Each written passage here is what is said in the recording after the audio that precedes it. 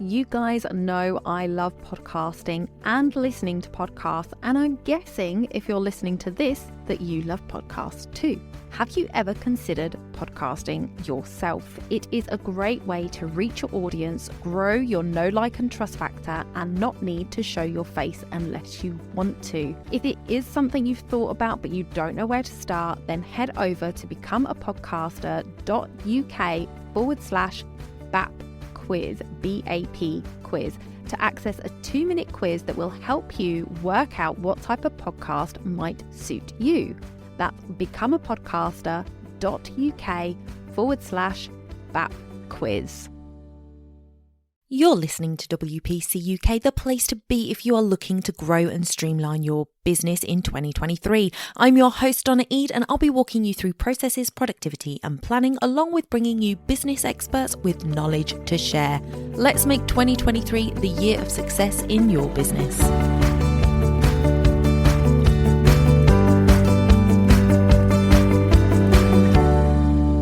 Welcome back to the podcast. I am so happy to have you here today. In today's episode, we are going to be taking a once over of the wedding report. So the trends report that came out from the Wedding Academy. If you haven't seen it yet, I will link it in the show notes for you. You can head over to bit.ly/WPC UK 141 and you'll be able to download it in the links at the bottom of that page. So the wedding trend report comes out every year. There was a little bit of a question mark over whether it was going to come out this year, as the Wedding Academy have had a few changes in the last few months, so we weren't sure whether it was going to come out, but it has.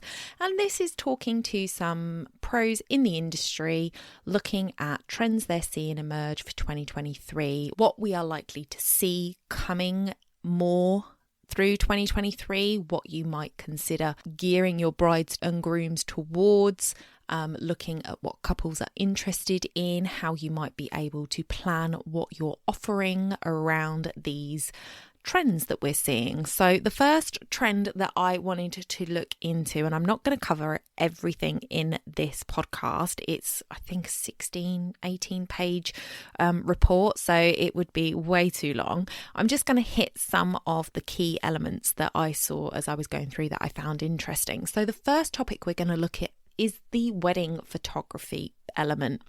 Now, this I actually really enjoyed. Obviously, you guys know that I was a wedding photographer, so anything around photography always interests me. And what I found interesting in the report was that it said that couples were looking at their weddings with this zest for life.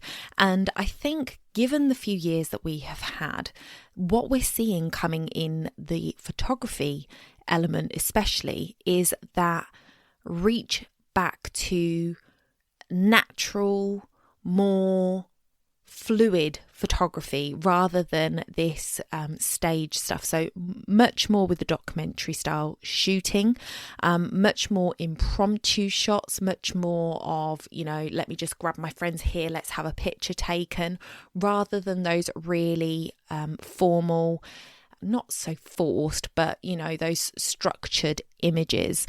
Something else that it talks about is the natural tones and colours. So less of the really processed, filtered photographs and more looking at the natural tones and colours of the day. Black and white is going to make a big comeback apparently, and couples want some epic shots.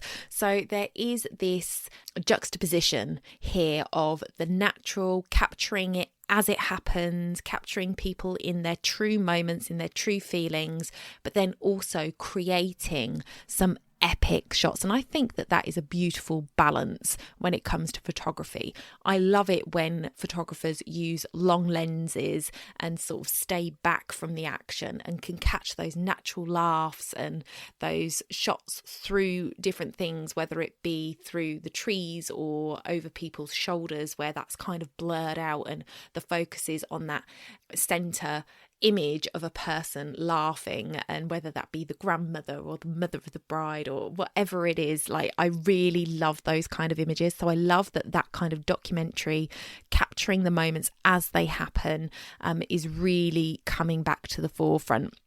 And also that couples want some of those epic shots. One of those things that I really enjoyed doing was creating some of those personal portraits that were kind of epic in look. So not that the bride and groom, or the groom and groom, or the bride and bride were like front and center stage, and that's all you're really seeing is the couple, but having the couple walk along the top of a hill and just having the landscape be there and just creating that kind of epic look to the shot.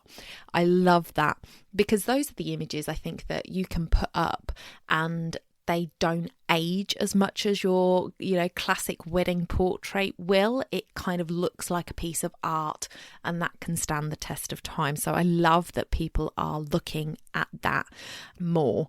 And it said that video edits are going to be faster paced, that colour should harmonise throughout, that they are, really media literate and they want to invest themselves in the frame, which I thought was interesting. So I really am excited to see what this means for photography. And somewhere else in this, and I'm going to end up repeating myself because, it's about photography, so I'm not quite sure why it's not in this section of my notes, but they were talking about creating that blur. So, for example, on the dance floor where you've got the lights blurring and the other people blurring, but the centre subject is still in focus laughing, those kind of images, really capturing the moment as it happens and the movement of the moment and the excitement of the moment. So that's really exciting to me, and I cannot wait to see what you guys produce in the photography world this year when it comes to photographs. So the next topic that we're looking at is luxury weddings. So if you are a luxury wedding supplier, turn your ears on for this one. So it says that becoming increasingly popular in the luxe white weddings are features of crystal, glass and mirrors. So I think that is such a luxe look anyway. Even if you are working with the mid-range or the budget brides, if you can go all white, if you can go mirrors, if you can go crystal perspex, that kind of thing, I think it just elevates. And that is what it seems is coming out, and we'll talk a little bit more about that further down, but that the colour scheme of a wedding and just having that all white look is becoming very popular. And I think the all white look adds an element of class to it. I don't know what it is, I just feel like it elevates. I think because white gets dirty so quickly. I don't know, you let me know what you think about that. Within the luxury weddings department, after parties and imperial banquet seating plans, lavish tablescapes are all the rage. So after parties, so rather than having sort of a reception dinner that then leads straight into a party, more of this, we've all eaten together and then we go off and then we come back and we're all dressed in something different. So almost like you have a couple of hours there where you go home, do your own thing or whatever, but you come back to a party. So it's an after party, which I really like. Or the idea of having the party eat part of your event, but then having a smaller gathering of your really good friends. So maybe, you reserve the daytime for the family, and then in the evening, the family and friends mix, and then you've got an after party of you and your friends. And the imperial banquet seating plans and the lavish tablescapes. So this is something that I think is very prominent in luxury weddings, and I feel like you can always tell when you're dealing with a luxury wedding from the images, but from the tables and the setup in the reception, everything seems to be much bigger, just more lavish, like things hanging from the ceiling, florals hanging from the ceiling, really tall centerpieces on the tables, and just having that kind of banquet style. So not round tables, but that banquet long table seating is very reminiscent of luxury weddings, I think. So that is going to be part of our 2023 weddings when it comes to the luxury weddings. And then oversized elements, avant-garde vessels, mirrored aisles and lighting are going to be used to create an unforgettable experience. An experience is something that is kind of the word of this report, I think, creating that experience. So like I just said, with the oversized elements, things hanging from the ceiling, great big table vases that sort of sit up high so that you can actually talk to each other around it without that getting in the way. The mirrored aisles, like actually having that on your aisle, like I can just imagine it and it looks stunning. And lighting is so powerful, and I think a lot of people don't give enough credit to the lighting. One of the things that I really sort of struggle with as a photographer especially is when I go into a venue and the lighting is like, why? What is the purpose of this? So I did a wedding a while back and they had their theme, they had blue as their theme colour. So white elements, silver elements, but blue was that kind of main colour. And when we went into the reception room, they'd put blue lights, like they obviously have a colour switch on their lighting, and the recessed lights in the ceiling were blue and there was blue lights all over the place. And I was just like, but why? In the photos, it made everybody look like ghosts. Like I literally had to adjust my white balance to make people look human. So there is a balance to be struck with the lighting to create a mood, but I don't know what mood they were going for with blue. I get that that was their colour, but they don't want everybody to feel cold.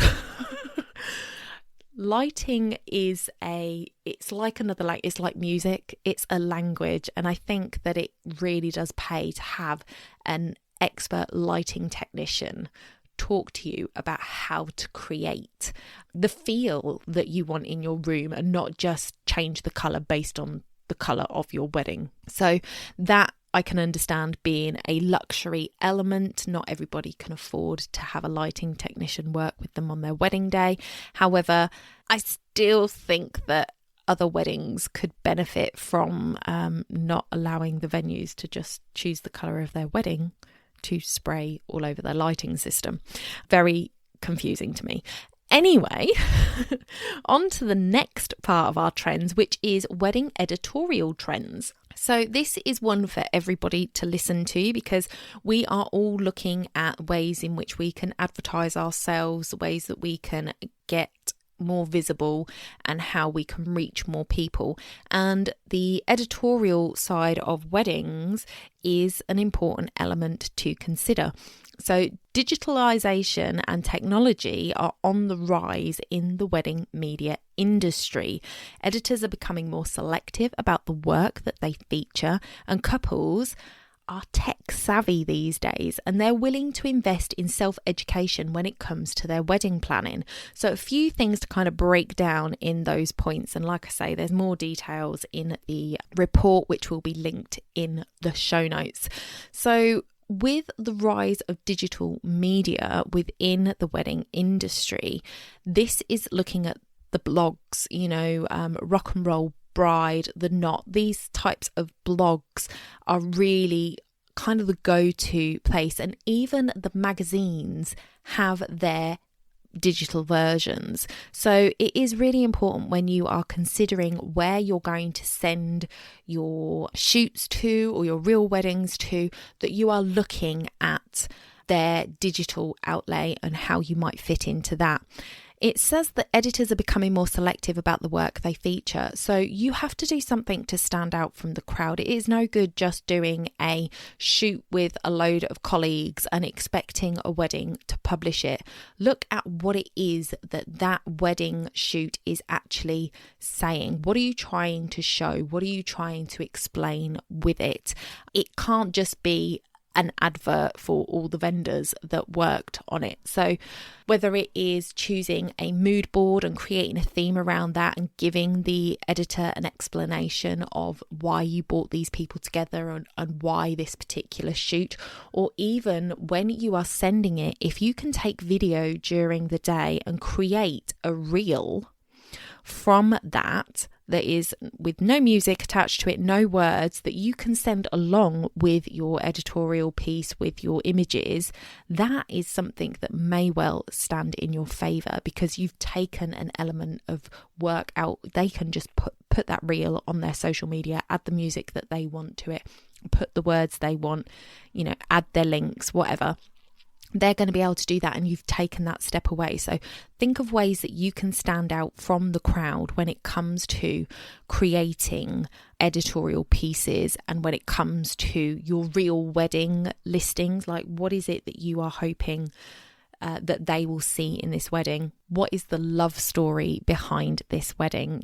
Really try and capture their attention. And when it comes to couples being more tech savvy, it is true, they are more tech savvy. The more time that passes, the more the generation that are getting married are going to be more tech savvy. So they are ready to invest when it comes to educating themselves on planning their wedding.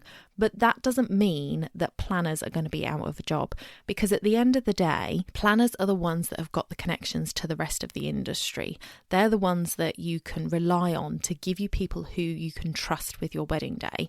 They are the ones that are going to be there on the day making sure things are running smoothly, and they have techniques that are learnt over years and years of doing the craft that they do, and you're not going to be able to learn that on the internet quickly. So there is definitely still going to be a need for wedding planners, and you have to look at the way you are putting yourself forward to couples. What is it that they really need, and focus on those benefits over just, I can help you plan your wedding. Get specific with the things that you can help them with, that they're not going to get from a course or a online blog. So let's move over and talk about colour.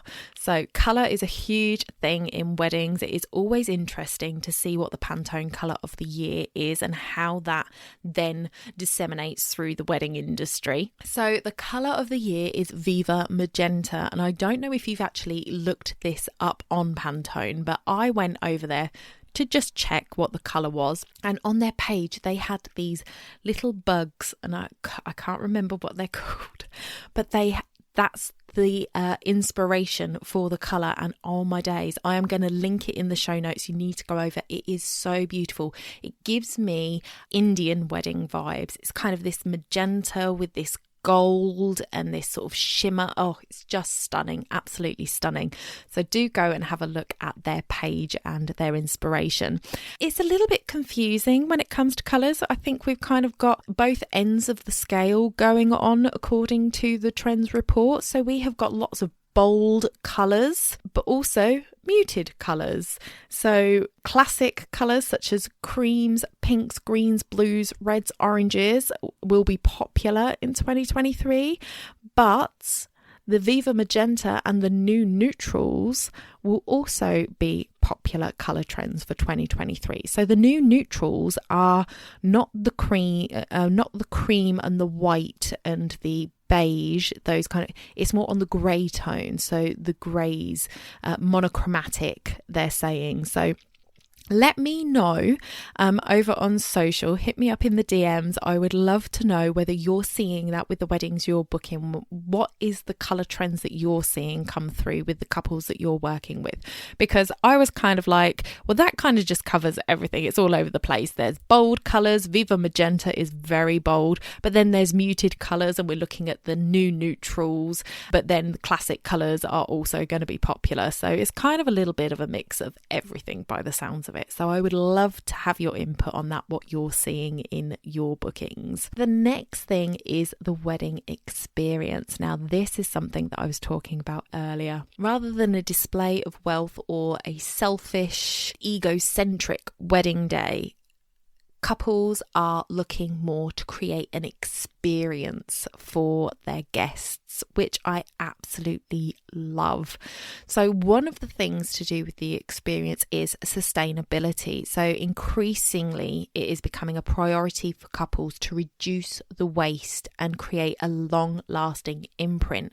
So the way that you might do this with your couples, or the way you might use this to your advantage when talking to potential couples, is to highlight elements of sustainability in your business. So if, for example, you plant trees for every booking that you get, or you only used recycled papers to create your invitations, or you only use food that is grown and looked after in the UK, if you have things like that in your business already, highlight them, because couples aren't going to know that, but it seems that they are increasingly more interested in the sustainability element. So it's not just about them reducing their waste on it. It's not about them saying, okay, we're not going to have anything on our day, we're not going to decorate, we're not going to do any of that, we're just going to get married and have people and food and then we're going to leave. It's not about that. It's about making better decisions when it comes to things. So if they can do invitations that are better for the planet, then they're not going to not do them. They're going to do them in that more sustainable way.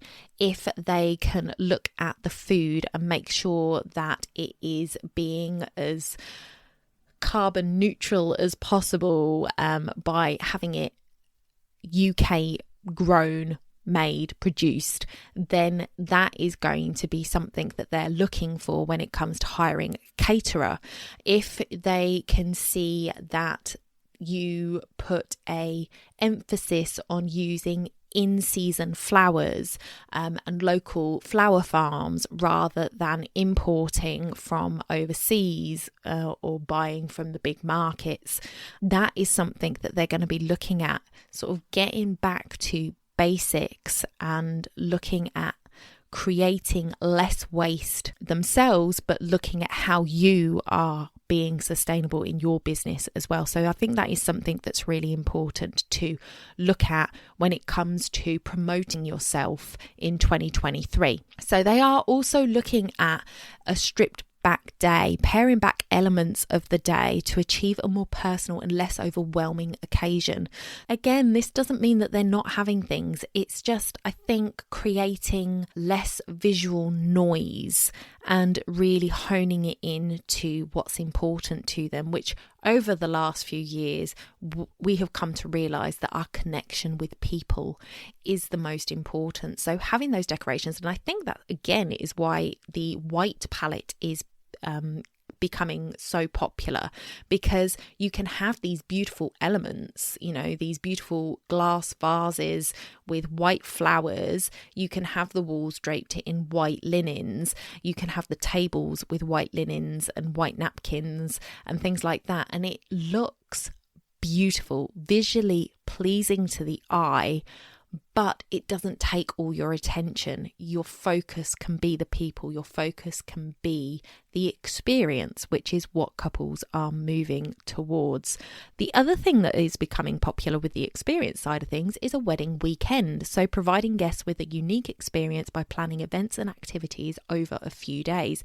Now, of course, there are certain cultures that have already, you know, they were there long before us and they are already doing their 3-day weddings and enjoying it. Thank you very much. We are so late to the party with this one. But what an idea to create an event.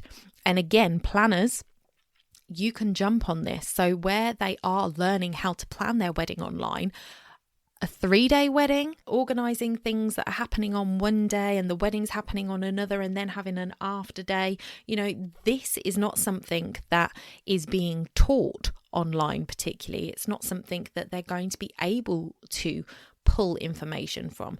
And they do not know, unless they are an event planner themselves, they do not know how to run an event that is multiple days. So having a planner in place that can kind of keep all of that ticking over so they can focus on the wedding itself and let the experience and the event unfold without them having to sort of worry who's where, who's picking up who, what event is happening at what time, and all of that, that is just going to give them more opportunity to take advantage of that wedding weekend vibe because they haven't got it all on their own shoulders. So that is something to sort of lean into, talk to your couples about, suggest things that they could do. It would be really nice, like if they are having their wedding in a hotel, then maybe the hotel has a spa. Maybe they're going to have a spa day the day before with the girls. It doesn't mean that everybody who is part of the, coming to the wedding day is going to be part of all of these events, but having a planner help you with the logistics of that is a no-brainer in my view. So definitely talk to your couples about what they might be planning around their day and how you might be able to help. So coming to the flowers as our last little look at this trend report, it says that wildflowers will come back with a refined twist, which I absolutely love because I love the idea of using flowers that are in season, just having it a little bit more organic and not as structured, making it look more effortless rather than that pulled in tightness that the structured bouquets can have. It says there's a fusion between the wedding world and the fashion world with statement details inspired by catwalk looks, so that's interesting. So with flowers, a lot of couples are looking at ways they can not have flowers at all. So if you are a florist, being able to offer an alternative is a great extra string to your bow. But there are a lot of people that still love flowers. There are 5 elements that you want to touch when you are planning a wedding to create a wonderful experience for your guests, and one of those is smell, and flowers really do that well. So if you can bring in flowers of the season, they always smell better when they are in season, just like food. Food that's in season always seems to taste that little bit better, and because it's fresh, because it can be collected at the last minute, it's not sort of sitting in refrigeration up until the last second to then whip out, and they kind of just lose their smell. So definitely florists, look at working with flower farms, look at getting in touch with people who grow wildflowers and how you can incorporate that into your wedding offerings. Lots of really cool information in the wedding trend report from the Wedding Academy. So if you are interested in that, please do head over to the link in my show notes. Again, it's at bit.ly/WPCUK141, and you'll find that at the bottom of the page. So that is it for this week's episode, guys. Let me know over on social what has surprised you. What were you expecting that didn't appear maybe in that summary, and let me know your thoughts on colour. I really want to know what your couples are choosing as their wedding colours. I absolutely love to create a mood board, so these things really interest me. Don't forget to share this episode on Instagram and let everybody know about it. Take a screenshot and share it. Tag me, Donna SPWV, and I will reshare that. And I will see you guys in the next one. Bye for now.